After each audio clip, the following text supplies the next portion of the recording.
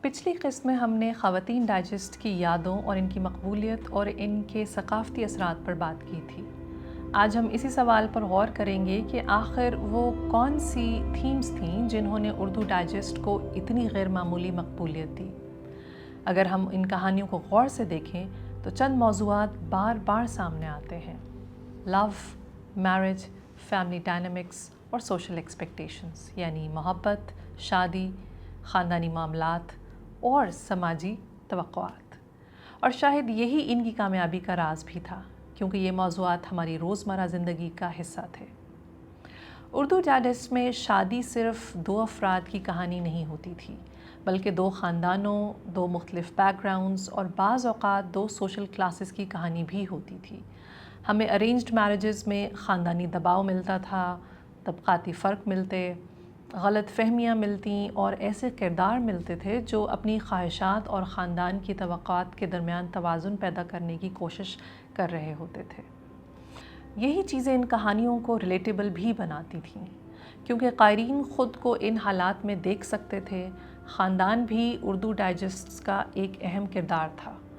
مشترکہ خاندان، ساس بہو کے تعلقات اور بہن بھائیوں کی محبت اور رقابت، والدین کی قربانیاں اور بزرگوں کی مداخلت، یہ سب عناصر کہانیوں کو حقیقت کے قریب لے آئے تھے۔ محبت اردو ڈائجسٹ کا سب سے مقبول موضوع تھا، لیکن یہ محبت مغربی رومانوی ادب کی طرح مکمل آزادی کی حامل نہیں تھی۔ یہ محبت روایت، خاندان، اخلاقیات اور سماجی حدود کے اندر پروان چڑھتی تھی۔ اس زمانے کے ڈائجسٹ ہیروز شاید آج کے سوشل میڈیا انفلوئنسرز جتنے فیمس نہیں تھے، لیکن قارئین کے دلوں میں ان کی پاپولیرٹی کسی سیلیبریٹی سے کم نہیں تھی۔ وہ خاموش، باوقار، ذمہ دار اور پراسرار ہوتے تھے، جبکہ ہیروئن ذہین، خوددار، با اخلاق اور جذباتی طور پر مضبوط دکھائی جاتی تھی۔ وقت کے ساتھ کچھ ناولز کلچرل فینومینن بن گئے۔ مثال کے طور پر عمیر احمد کا پیر کامل، یہ صرف ایک رومانوی کہانی نہیں تھی، یہ ایمان، روحانی تبدیلی اور خود شناسی کا سفر بھی تھی۔ اسی طرح نمرہ احمد کے جنت کے پتے نے ایک ایسی ہیروئن پیش کی جو سائملٹینیسلی ماڈرن، ایمبیشس اور اپنی مذہبی شناخت سے جڑی ہوئی تھی۔ یہ وہ لمحہ تھا جب ڈائجسٹ فکشن نئی نسل کے سوالات سے مکالمہ کر رہا تھا۔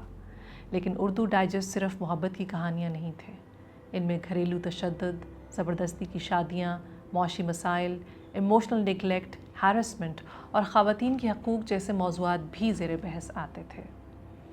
بہت سے مصنفین نے معاشرتی مسائل کو کہانی کے ذریعے سامنے لانے کی کوشش کی، اور پھر ایک جملہ جو شاید تقریباً ہر پاکستانی گھر میں کسی نہ کسی شکل میں سنا گیا، لوگ کیا کہیں گے، یہ شاید اردو ڈائجسٹ کا سب سے طاقتور ریکرنگ تھیم تھا۔ کردار اکثر اپنی خوشی اور سماجی توقعات کے درمیان پھنسے نظر آتے تھے۔ لڑکیوں کو تعلیم، ملازمت، شادی اور ظاہری شکل کے حوالے سے جج کیا جاتا تھا، جبکہ مردوں پر معاشی کامیابی اور خاندانی ذمہ داریوں کا دباؤ دکھایا جاتا تھا۔ یہی کشمکش کہانی کو جذباتی گہرائی عطا کرتی تھی۔ آج اگر ہم ریلیشن شپ پوڈ کاسٹ سنتے ہیں یا سیلف ہیلپ بکس پڑھتے ہیں یا سوشل میڈیا پر ایڈوائس کانٹینٹ کنزیوم کرتے ہیں، تو یہاں یاد رکھنا چاہیے کہ ایک زمانے میں اردو ڈائجسٹ یہی کردار ادا کرتے تھے۔ وہ صرف انٹرٹینمنٹ نہیں تھے، وہ گفتگو تھے، رہنمائی تھے، اور بعض اوقات ایک خاموش دوست بھی تھے۔